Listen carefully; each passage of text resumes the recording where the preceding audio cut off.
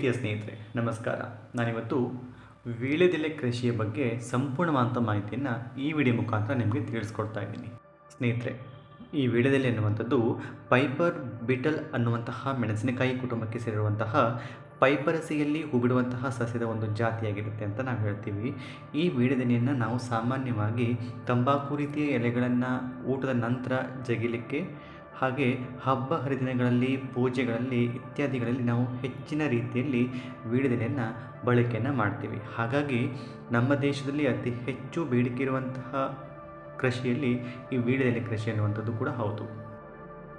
ಅತಿ ಕಡಿಮೆ ಜಾಗ ಇರುವಂತಹ ಕೃಷಿಕ ಕೂಡ ಕಡಿಮೆ ಭೂಮಿಯಲ್ಲಿ ಅತಿ ಹೆಚ್ಚಿನ ಇಳುವರಿಯನ್ನು ಪಡೆದು ಅತ್ಯಧಿಕ ಆದಾಯವನ್ನು ಗಳಿಸ್ಬೋದಂತಹ ಒಂದು ಕೃಷಿ ಅಂತಂದರೆ ಅದು ಈ ವೀಳ್ಯದೆಲೆ ಕೃಷಿ. ಸ್ನೇಹಿತರೆ, ಈ ವೀಳ್ಯದೆಲೆಯ ಕೃಷಿಯನ್ನು ಮಾಡಲಿಕ್ಕೆ ಬೇಕಾಗಿರುವಂತಹ ಹವಾಮಾನ ಮತ್ತು ಮಣ್ಣಿನ ಅವಶ್ಯಕತೆಗಳ ಬಗ್ಗೆ ತಿಳಿಸ್ಕೊಡ್ತಾ ಇದ್ದೀನಿ. ಈ ವೀಳ್ಯದೆಲೆಯ ಕೃಷಿಯನ್ನು ಮಾಡಲಿಕ್ಕೆ 20 ರಿಂದ 30 ಡಿಗ್ರಿ ಸೆಲ್ಸಿಯಸ್ವರೆಗಿನ ತಾಪಮಾನಗಳೊಂದಿಗೆ ಸ್ವಲ್ಪ ಬೆಚ್ಚಗಿನ ಮತ್ತು ಅರ್ಧ ಶುಷ್ಕ ಪರಿಸ್ಥಿತಿಯಲ್ಲಿರುವಂತಹ ವಾತಾವರಣ ಬೆಳೆಗೆ ಉತ್ತಮ ರೀತಿಯಲ್ಲಿ ಸಹಕರಿಸುತ್ತೆ. ಸಸ್ಯ ಆರೋಗ್ಯದಿಂದ ಬೆಳವಣಿಗೆಯನ್ನು ಹೊಂದಬೇಕು ಅಂತಂದರೆ ಸಾವಯವ ಪದಾರ್ಥಗಳಿಂದ ಕೂಡಿರುವಂತಹ ಸಮೃದ್ಧವಾಗಿರುವಂತಹ ಉತ್ತಮ ನೀರು ಬಸಿದು ಹೋಗುವಂತಹ ಲೋಮಿ ಮಣ್ಣು ಈ ಒಂದು ವೀಳ್ಯದೆಲೆ ಕೃಷಿಗೆ ಉತ್ತಮ ರೀತಿಯಲ್ಲಿ ಸಹಕರಿಸುತ್ತೆ. ಹಾಗೆ ಈ ಮಣ್ಣಿನಲ್ಲಿ 6.0 ಮತ್ತು 7.0 ಆಮ್ಲೀಯ ಮಣ್ಣಿನ pH ಮಟ್ಟ ಉತ್ತಮ ಅಂತ ಹೇಳ್ಬೋದು. ಈ ವೀಳ್ಯದೆಲೆ ಕೃಷಿಯಲ್ಲಿ ಸೂರ್ಯನ ಬೆಳಕು ಮತ್ತು ಸೂರ್ಯನ ಬಿಸಿಲು ಅವಶ್ಯವಾದಂತಹ ಪಾತ್ರವನ್ನು ವಹಿಸುತ್ತೆ. ಹಾಗಾಗಿ ಸ್ವಲ್ಪ ಬಿಸಿಲಿರುವಂತಹ ಮತ್ತು ಸೂರ್ಯನ ಬೆಳಕು ಬೀಳುವಂತಹ ಪ್ರದೇಶವನ್ನು ಆಯ್ಕೆ ಮಾಡಿಕೊಂಡು ವೀಳ್ಯದೆಲೆ ಕೃಷಿಯನ್ನು ನಾವು ಮಾಡ್ಬೋದಾಗಿರುತ್ತೆ.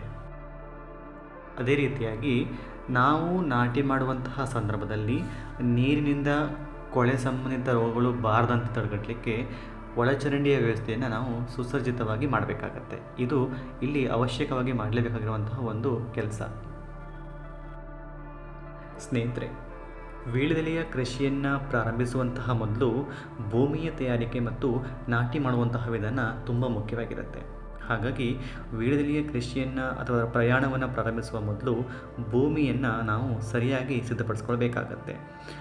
ಅದಕ್ಕೆ ಫಲವತ್ತಾದ ಮಣ್ಣು, ಸಾಕಷ್ಟು ಸೂರ್ಯನ ಬೆಳಕು, ಹಾಗೆ ನೀರಿನ ಪ್ರಮಾಣವನ್ನು ಯಾವ ರೀತಿಯಲ್ಲಿ ನೀಡಬೇಕು ಅನ್ನೋದನ್ನು ಸರಿಯಾಗಿ ನಾವು ತಿಳ್ಕೊಬೇಕಾಗತ್ತೆ. ಸ್ನೇಹಿತರೆ, ಭೂಮಿಯಲ್ಲಿ ಕಳೆಗಳಿದ್ದರೆ, ಕಲ್ಲುಗಳಿದ್ದರೆ ಭೂಮಿಯಿಂದ ತೆರವುಗೊಳಿಸಬೇಕಾಗತ್ತೆ. ನಂತರ ಸಂಕುಚಿತ ಮಣ್ಣನ್ನು ಹೊಡೆಯಲಿಕ್ಕೆ ಮತ್ತು ಗಾಳಿ ಆಡುವಂತೆ ಭೂಮಿಯನ್ನು ಉಳುಮೆ ಮಾಡಿ ಸಮತಟ್ಟಾಗಿಸ್ಕೋಬೇಕಾಗತ್ತೆ.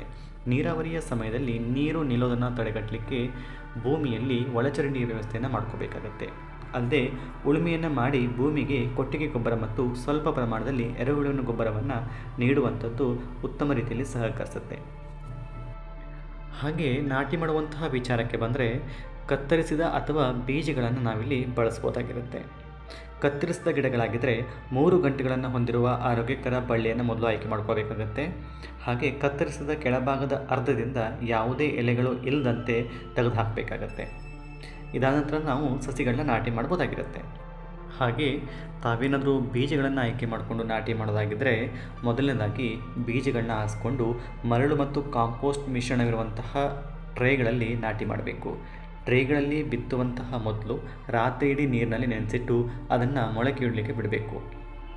ಟ್ರೇಗಳನ್ನು ತೇವವಾಗಿ ಸ್ವಲ್ಪ ಬೆಚ್ಚಗಿನ ವಾತಾವರಣದಲ್ಲಿ ಇರಿಸಬೇಕಾಗತ್ತೆ. ಚಿಗುರೊಡೆದ ನಂತರ ಸಸ್ಯದಿಂದ ಸಸ್ಯಕ್ಕೆ ಸರಿಯಾದ ಪ್ರಮಾಣದಲ್ಲಿ ಗಾಳಿ ಆಡುವಂತೆ ಅದನ್ನು ನಾವು ಗಮನ ಹರಿಸ್ತಾ ಇರಬೇಕಾಗತ್ತೆ. ಪ್ರತಿ ಹಂತದಲ್ಲೂ ಸಸ್ಯದ ಪ್ರಗತಿಯನ್ನು ನಾವು ಸರಿಯಾಗಿ ವಿಚಾರಣೆ ಮಾಡ್ಕೋತಾ ಇರಬೇಕಾಗತ್ತೆ, ಅಂತ ನಾವು ನೋಡ್ಕೋತಾ ಇರಬೇಕಾಗತ್ತೆ. ಹಾಗೆ ಸ್ವಲ್ಪ ಪ್ರಮಾಣದಲ್ಲಿ ದೊಡ್ಡದಾಯಿತು ಅಂತಂದರೆ ನಾವು ಅದನ್ನು ನೇರವಾಗಿ ಭೂಮಿಗೆ ಪೋಷಕಾಂಶಯುಕ್ತ ಗೊಬ್ಬರದಿಂದ ನಾಟಿ ಮಾಡ್ಬೋದಾಗಿರುತ್ತೆ.